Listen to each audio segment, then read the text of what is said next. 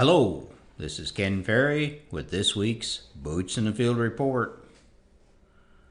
This past week brought a lot of planting and replanting to a close.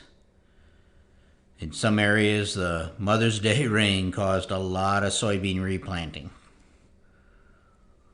One grower thought we should bracket 3 days on both sides of Mother's Day and stay out of the field. He was getting frustrated with the replanting behind the Mother's Day massacre. Looks like it's going to be hard to find much rain in this forecast. Our evapotranspiration rates are holding right at 0.2 a day. So we will need to refill this tank as this corn heads into the rapid growth stage here fairly soon. In many areas, the corn is showing that stress in midday in these temperatures and the low humidity. As I said before, if we're going to be dry, now is the time, except for the L1 hybrids. In those G or L1 hybrids, we may be pulling back rows around and length at this time. But even there, it's still better to have this dry weather now than it would be during pollination and ear fill. We've been doing a number of field visits dealing with the carryover issues in both corn and beans. The products were applied to the label last year, but due to that dry June, really pulling back on our ability to break this herbicide down, 10 months isn't a long enough rotation. Add in some compaction and some high pH, and we have replant situations, and they themselves get a little bit touchy. So scout these fields to be sure that it's only the carbon penalty and the ugly corn you're dealing with.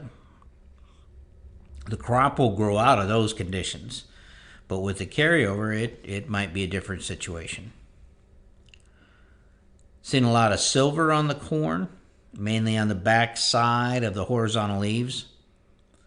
This is an aftermath of the cool nighttime temperatures we had May 26th, that drop in temperature, getting into the low 40s with low humidity, causing the plant to give off too much heat, kind of scalding it, more like a light frost, to the cells on the backside of that leaf.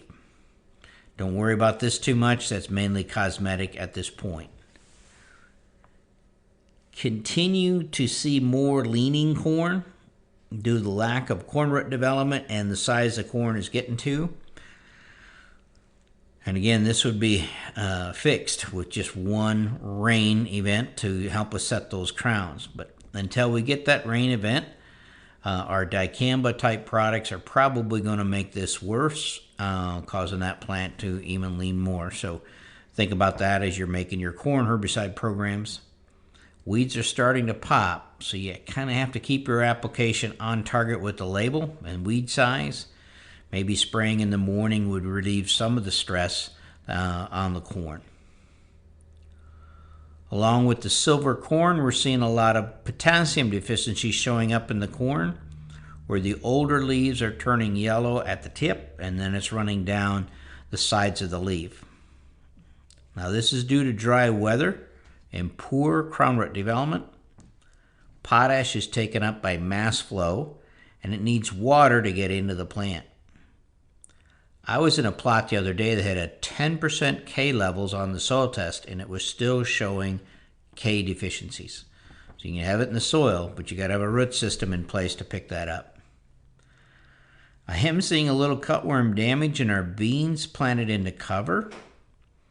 Again, cutworm will typically cut off the bean plant, and you'll see what they've cut off laying on the ground next to the stem, where let's say a ground squirrel or a deer was in there, they would take it with them.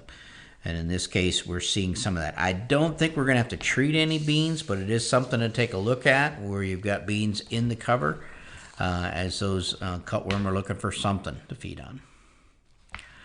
By the weekend, we should start to see some armyworm activity. They'll be feeding on the leaf margins of both corn and wheat. Keep a close eye on that wheat, as this week went on, a lot of grass hay is being baled up. So watch for that mitigation of the armyworm coming from these mowed hay fields into your cornfield edges. Any corn, of course, planted into cover crops is going to have to be watched as well.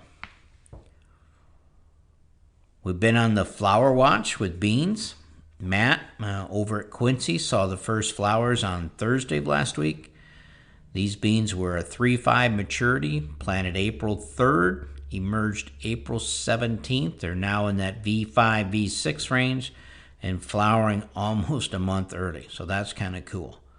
Let us know as you see these first flowers. It kind of helps us keep tab on where this crop is and how the flowering is going along.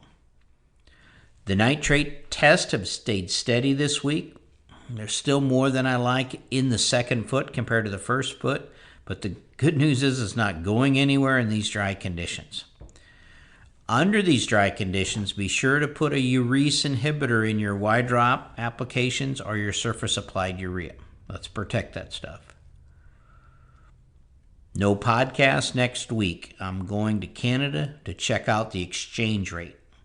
I'm going to see how many Canadian fish I can catch with an American dollar. To stay up to date, check out our website at croptechinc.com and subscribe to our podcast, Boots in the Field Report. Keep her safe, keep her moving.